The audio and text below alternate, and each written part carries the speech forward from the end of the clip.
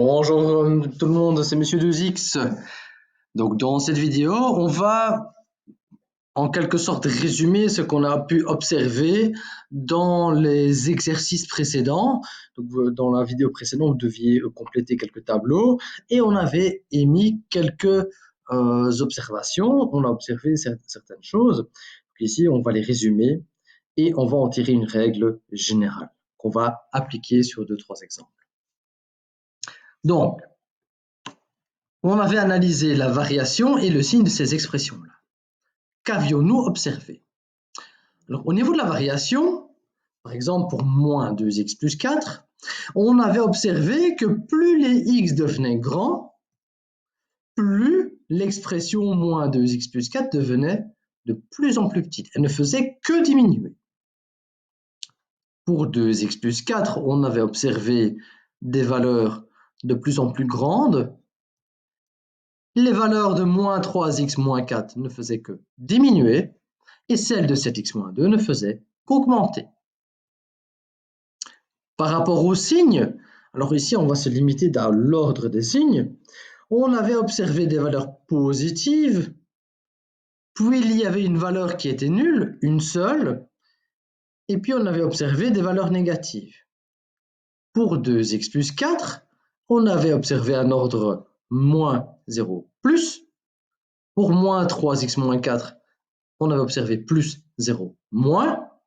Et pour 7x moins 2, on avait observé moins 0 plus. Alors rappelez-vous, le 0, on l'avait observé pour une valeur de x, solution de l'équation moins 2x plus 4 égale 0. Alors, est-ce qu'il n'y a pas quelque chose qui est commun à certaines expressions? Est-ce qu'il n'y a pas, n'observe-t-on pas des similitudes?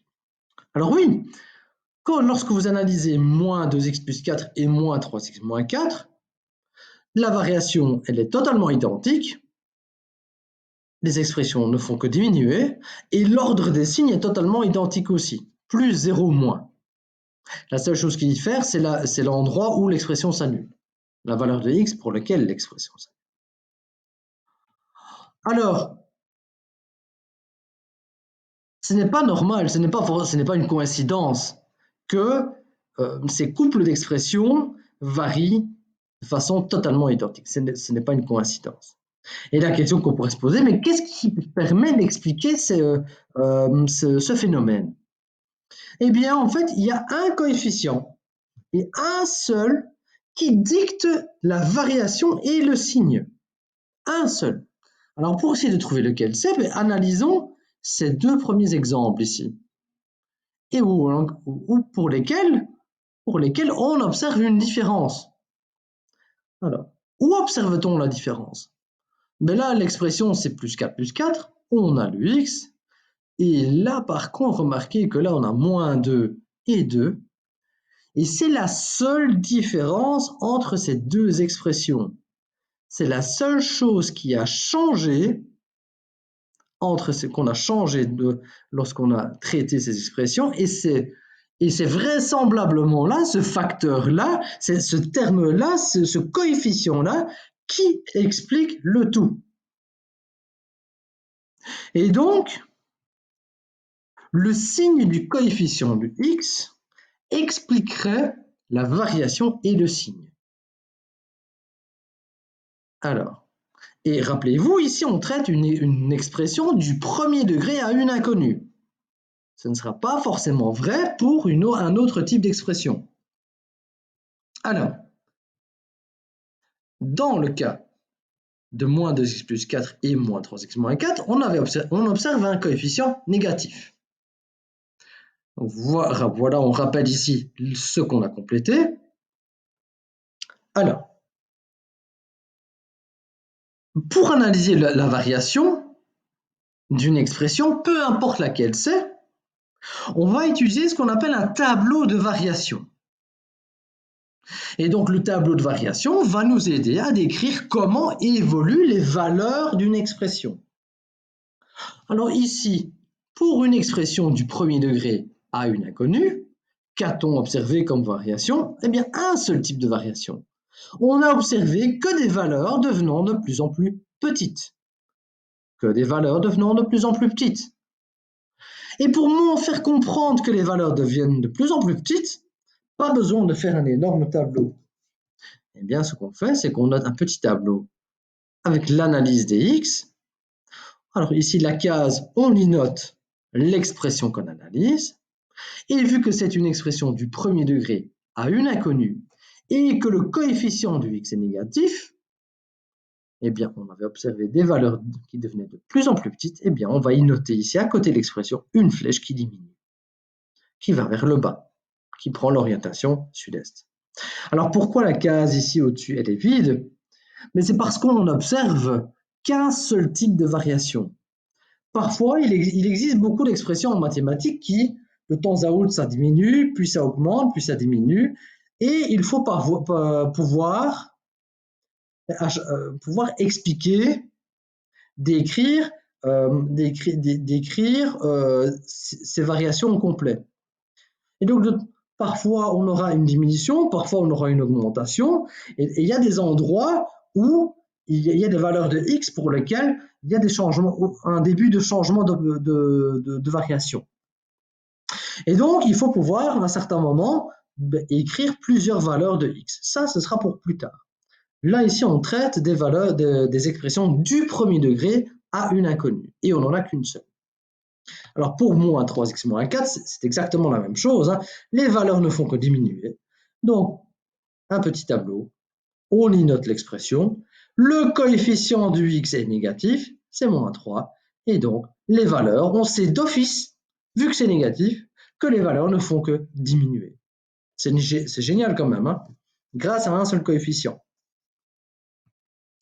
Par rapport aux signes, eh bien, de manière générale, et pas uniquement pour une expression du premier degré à une inconnue, on va dresser ce qu'on appelle un tableau de signes. Et donc, le tableau de signes va nous dire, ben voilà, va nous dicter, nous expliquer quel signe, plus, moins ou 0, aura une expression. Alors, de temps à autre, comme ici, ben, on aura des signes plus et des signes moins et des zéros. Pour certaines expressions, on n'aura que d'un signe plus, parfois un seul signe moins. Tout dépend de l'expression qu'on analyse. Alors ici, quel était l'ordre des signes? Rappelez-vous le résumé. Plus, 0, moins. Et donc, pour l'expression moins 2x plus 4, le coefficient est négatif, et donc on observe plus, 0, moins. Alors pourquoi est-ce qu'on se limite à ces trois signes? On remarque ici, ben voilà, pour 0, c'est 2. Ben, on avait observé que des signes plus à gauche du 0 ici. Non, vu qu'il n'y a que des signes plus à gauche du 0, ça sert strictement à rien d'y noter 150 signes plus, ce serait un peu stupide. Ah, donc pour faire comprendre et pour compresser l'analyse, notre tableau, ce qu'on fait, c'est que on y note plus 0 moins, parce que c'est l'ordre qui est affiché ici, qu'on avait observé. Au niveau de 0, au niveau du x, c'était la valeur pour laquelle l'expression s'annulait. Rappelez-vous, 2 était solution de l'équation moins 2x plus 4 égale 0. Et au-dessus du signe plus, on note moins l'infini. Pourquoi? Parce que on avait observé que pour des valeurs de x plus petites que 2, le signe était positif. Pour des valeurs de x plus petites que 2, on avait observé qu'un signe plus. Et inversement pour plus l'infini. Lorsqu'on écrit plus l'infini, ça veut dire que pour des valeurs de x plus grandes que 2, ici on avait observé un signe moins. Pour des valeurs de x plus grandes que 2, on avait observé un signe moins. Et c'est identito pour moins 3x moins 4.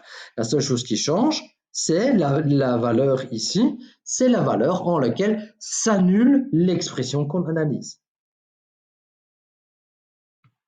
Alors, Pour le tableau de signes et le tableau de variation des deux autres expressions, c'est la même chose. La seule chose qui va changer, c'est le sens de votre flèche dans la variation et l'ordre des signes dans le tableau de signes. Donc, par rapport au tableau de variation, on n'avait observé que des valeurs qui augmentaient.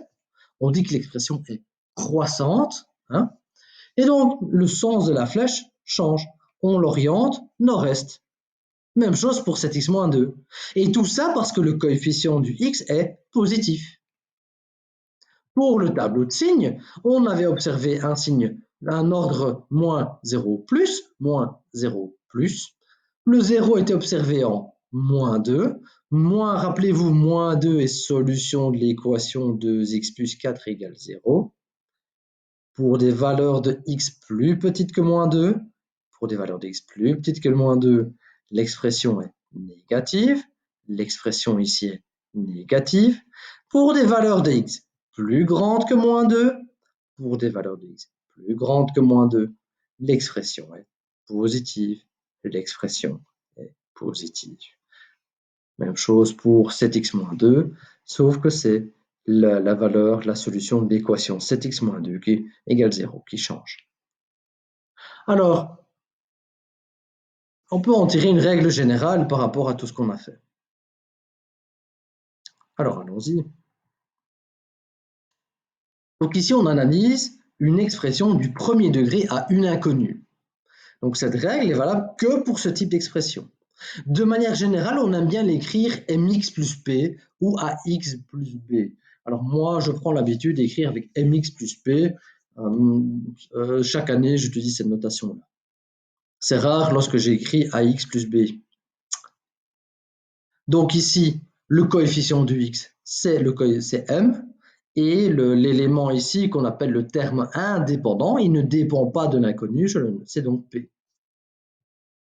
Et donc, qu'est-ce qu'on a observé? On a besoin tout d'abord de la solution de l'équation égale 0.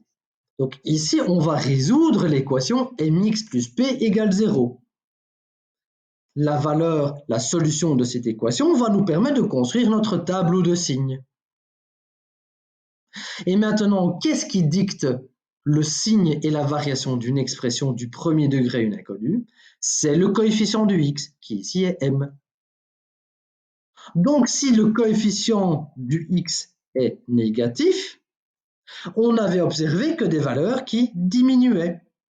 Si le coefficient du x est positif, elles ne font qu'augmenter. Par rapport au tableau de signes, eh bien, il n'y a qu'une seule règle. Lorsque le signe du m, peu importe le signe, eh bien, dans l'ordre, on aura toujours le signe du m à droite du 0 et le signe contraire à gauche.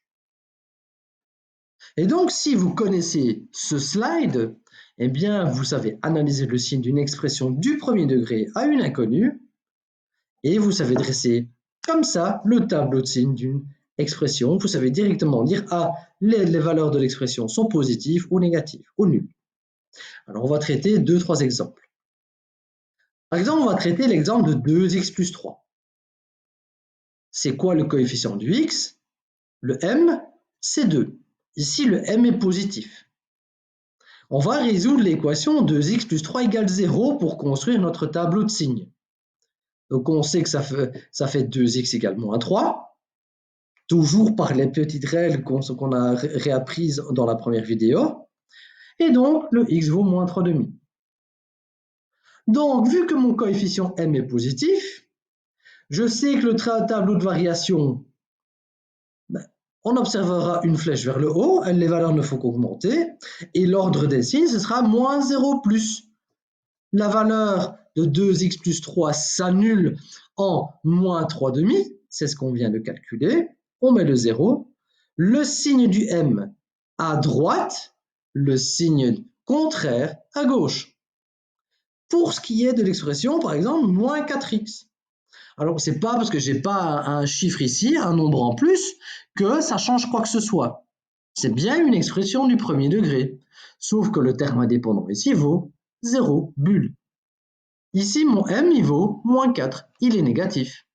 Donc, je sais déjà d'office dire que les valeurs de moins 4x vont ne faire que diminuer et que dans mon tableau de signes, j'aurai l'ordre plus 0, moins. Le tout est de savoir pour quelle valeur de x est-ce que moins 4x s'annule. Moins 4x égale 0. Ici, c'est génial. Moins 4 multiplie le x. On va diviser 0, le tout par moins 4. Et 0 divisé par moins 4, ça me donne 0. Et donc, les tableaux de variation et de signes de cette expression sont donnés, sont affichés à l'écran. Alors, voici quelques exercices. Je vous conseille vivement de les faire. Mais théoriquement, avec votre règle générale, ça prend 5 minutes. Donc, n'hésitez pas à me mettre un commentaire si vous avez des questions, à me dire si vous avez aimé la vidéo ou pas. Partagez-la si vous estimez qu'un pote en aurait besoin. Et sinon, je vous dis à très bientôt. Travaillez bien. Au revoir.